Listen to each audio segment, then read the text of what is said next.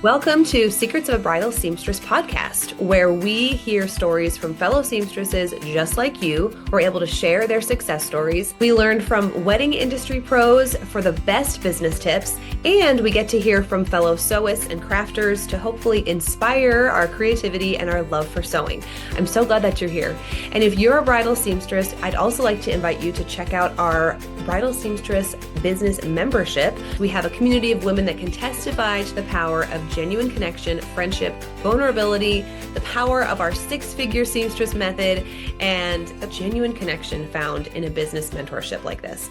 All right, let's dive into the episode. Hey friends, welcome back to another Six Figure Friday episode. I'm really excited to dive into today's topic, which is developing your brand essence.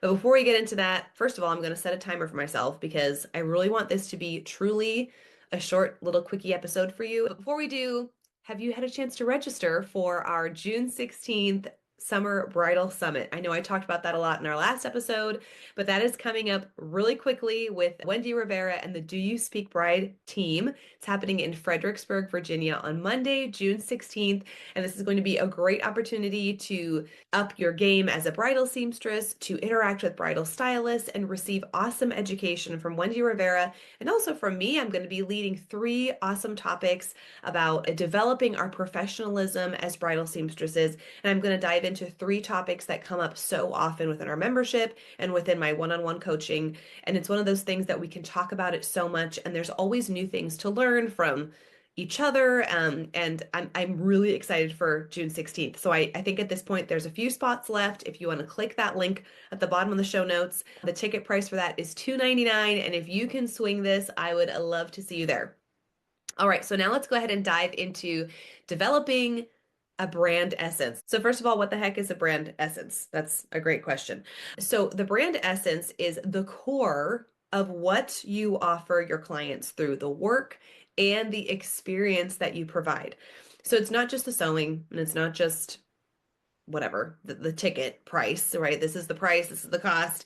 It's the feeling, it's the vibe, it's the underlying promise that permeates everything that you do as a bridal seamstress. And you might be thinking, okay, this sounds vaguely familiar to last week's episode, which was the brand mission. And you're right, this develops from the brand mission. These are like 2 little sisters that really go well together, okay? So your brand essence is different than the mission statement. Your brand essence is not going to be spelled out on your website.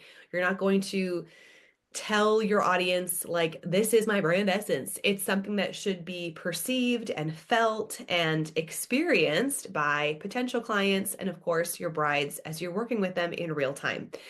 So you do the work on the back end so your clients can experience the essence effortlessly. So once you develop your brand essence or identify it yourself, this like core truth of your business is going to feed into all the fun parts of your marketing and your branding, all the visual aspects of your branding, like the colors and the logo and the fonts and all that fun stuff. It's not just made up like, oh, this one will work. Branding should be a reflection of the essence, which is like the you-ness of your brand.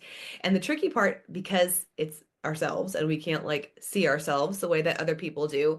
The tricky part is actually identifying what that is. So that's what today's episode is going to be all about, is helping you identify what your brand essence is so you can go forth and confidently share this brand essence and build branding and marketing off of this too.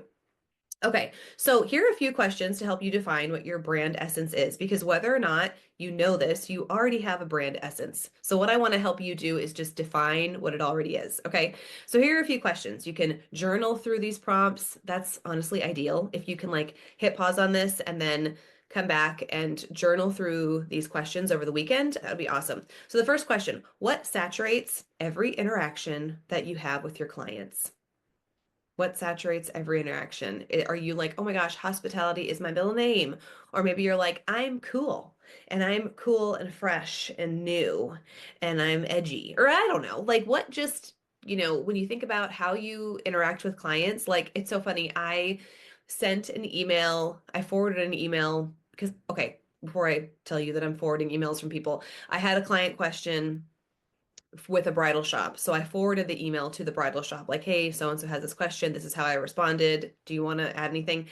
And then the bridal shop owner was like, oh my gosh, that's how you speak with your clients. Like, I never would. Because to her, if she were to say that, it probably would come across like sugary sweet or maybe like, I don't know, but that's how I talk with my clients. Like, I definitely use those words like in emails, in real life. Like, I am definitely into weddings. I can't help it. I get really excited, and those are genuine words and genuine emotions coming from her. It would not be genuine, it'd be weird. But like when she read my email, she's like, that's so funny, we're so different. And that's how it should be. We should be different than our neighbor. We should be different than the seamstress next door because we're just different human beings. The more that you can lean into your own personality, I've said this before, it helps you not only attract the right clients, but it also helps you tune out everybody else because when you're so confident in who you are, what you're doing, who you're attracting, you don't need to worry about what your neighbor or your quote unquote competitor is doing because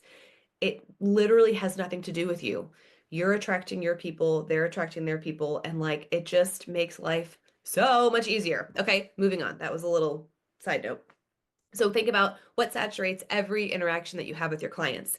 The second question to journal through is what words best describe your communication and your body language when you work with brides?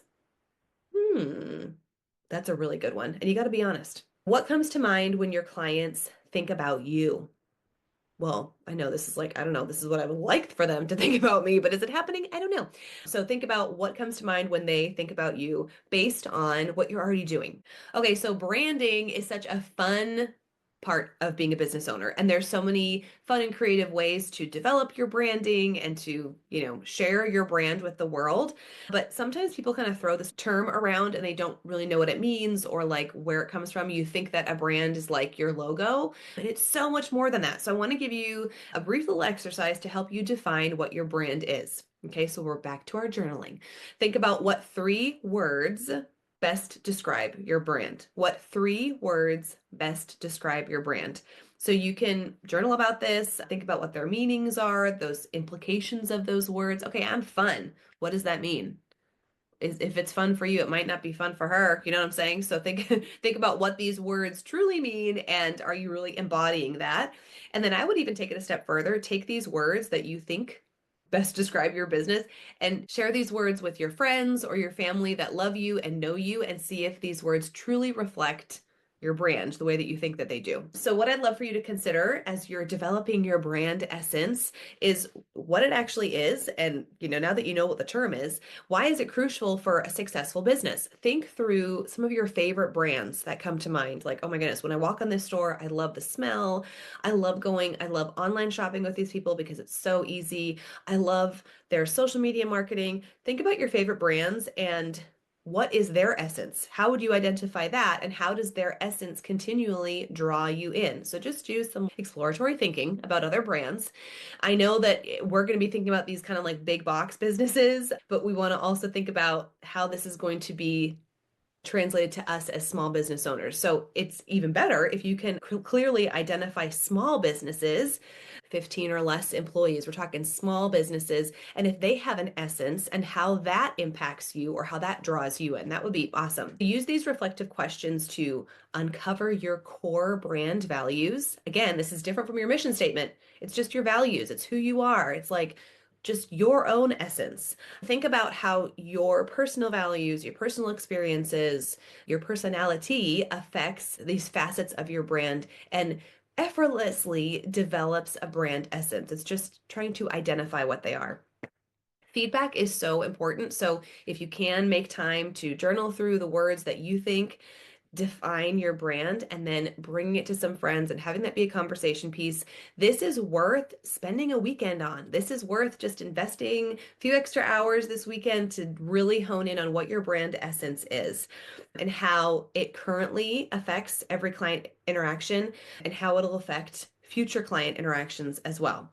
So once you kind of narrow down and you can clearly identify what this brand essence is. The fun part is developing that into visual branding, which is like what I feel like we get so excited about. Like, oh, what are my colors? So what's my logo or whatever? So your brand essence should be guiding the ship of your logo and your colors and your fonts and the words that you use in your Instagram captions, or guiding your website copy, because it should be reflecting the essence of what your business already is, instead of trying to turn your business into something that it's not based on what's maybe trendy or popular. That's kind of like working backwards or working opposite, and it can do you more harm than good, because you may be projecting a specific brand essence that isn't really you, and then your clients start working with you and they're like, wait, what is this? This isn't what I signed up for. So make sure that that transparency is truly transparent and honest. When you have a strong brand essence that leads into strong branding and brand marketing, what that's going to do is build trust. So once you have this essence, this brand essence, that's going to affect your branding, it's going to affect your marketing, be a clear representation of what your clients are truly going to get when they work with you. And over time, that is going to build nothing but trust. And we know how important trust is. Trust builds client retention, also builds referrals, and it just strengthens that foundation that you have in your local community. And it's kind of funny because you're like, really? All this comes from like my branding or my colors or whatever? Yes, people pay attention to things that we don't realize they're paying attention to. Once you develop a brand essence, then the fun stuff can start, like the visuals and the decor. When you think about your website copy or freshening things up, it becomes easier because we're going back to number one, what we talked about last week, your mission statement. Everything should revolve around that mission statement. And then number two, once you have your brand essence, it makes the decisions easier because you know what visually you're trying to represent. What you're representing is clear. Now it's like the fun stuff of just getting the visuals, right? I recently rebranded Sweet Francis Sewing Co. And I knew that I wanted it to be colorful and really feminine and just very like a little playful. It was so much easier to create a new logo suite after I've been established as a business, because like I know what I am. I know what I am in the community. I know what I represent in the community. And so it was like, at least in my mind, a little bit easier to like put a name on what I wanted, and like I want it to be colorful and bright and playful, and I don't want it to be taken too seriously, but I want it to be elegant and feminine. When I first started my business, I was like, this is a cute name, I think. We just don't know. So it's okay to revisit this if you've been a business owner for a while and you want to really hone in on clarifying what that essence is, and don't underestimate the power of number one, journaling, and number two, getting feedback from people who know you and love you the most and already are big fans of your business. Okay, we got two tips under our belt. Look at us. We have a brand mission that I would love to hear if you have already developed a brand mission, and then your brand essence. This should be fun and playful exercise for you to do this weekend, and I'd love to hear from you how it turned out. So you can message me on Instagram at Secrets of a Bridal Seamstress, or you can join our email list, and I read those replies when you email me back, and I love to engage with our email list, so you can sign up for that as well. Hopefully, I will see you next Friday, if not before then, for a longer episode, an interview. But I will see you for our next Friday tip of the week. Have an awesome weekend.